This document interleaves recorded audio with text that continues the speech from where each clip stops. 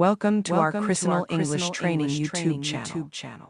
If you wish to speak English fluently, we hope this channel will be helpful to you all. Please comment, like, share, support, and subscribe to ours. Don't forget to press the bell icon. You will get all notifications. Keep shining.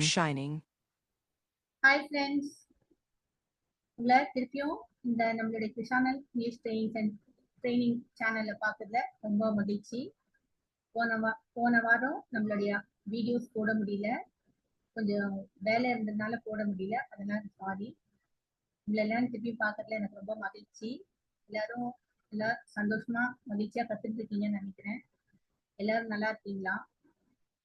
இப்போ இது வரைக்கும் போட்ட மாதிரியே தான் இப்பவும் நம்ம பார்க்க போறோம்.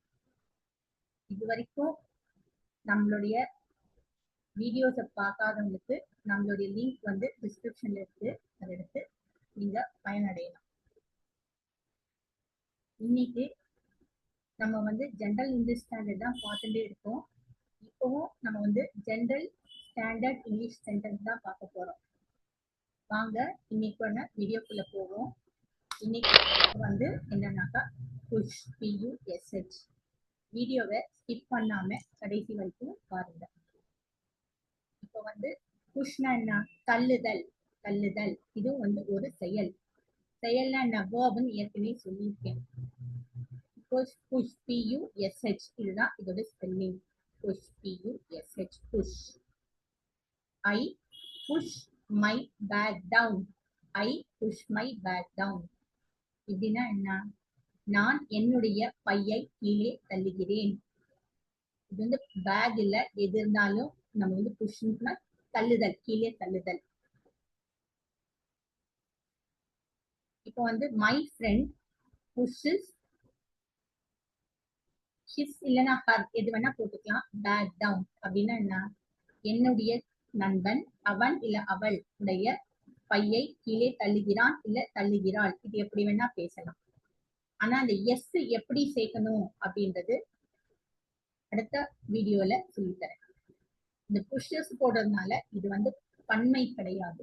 இந்த எஸ் எப்படி சேர்க்கணும்ன்றது அடுத்த வீடியோ சொல்லித்தரேன். இப்போ வந்து don't push me down. Don't push me down அப்படின்னா என்ன? என்னை கீழே தள்ளாதே. என்னை கீழே தள்ளாதே.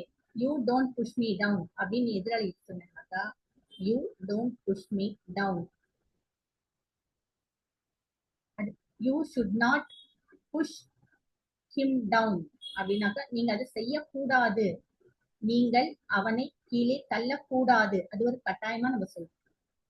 டோன்ட்னா என்ன? நெகட்டிவா சொல்றது. ஷுட் நாட் அப்படின்னாக்கா கட்டாயமா செய்யக்கூடாதுன்ற ஒரு அர்த்தத்தை தரும். இப்போ இந்த புஷ்ன்றது கீழே தள்ளுதல். இது இல்லாம புஷ்னா என்ன? தள்ளுறதுன்னு சொன்னேன். இதே வந்து ஒருத்தரை பார்த்து நம்ம சொல்றோம், ஒரு பேரை சொல்லி, Ramesh you please push back அப்படின்னா என்ன? ரமேஷ் தயவுசெய்து பின்னாடி நகர்ந்து போங்க. அதனால கீழே தள்ளுற பொருளுக்கும் ஒரு ஆளை பார்த்து பின்னாடி தள்ளுங்கன்னு சொல்றதுக்கும் நிறைய வித்தியாசம் இருக்குது.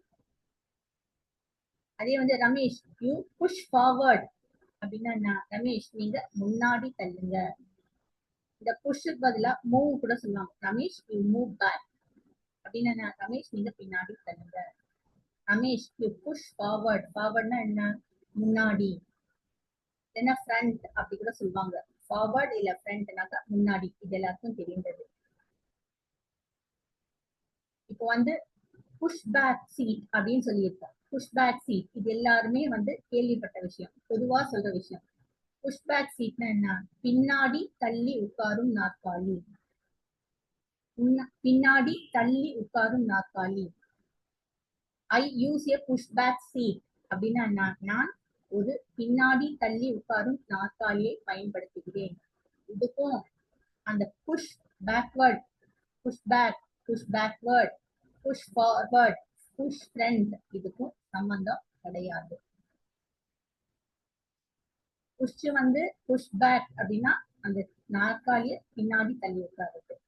இதே ஒரு ஆளை பார்த்து புஷ் பேக் அப்படின்னு சொன்னாக்கா, ரமேஷ் புஷ் பேக் அப்படின்னு சொன்னாக்கா நீங்க பின்னாடி தள்ளுங்க.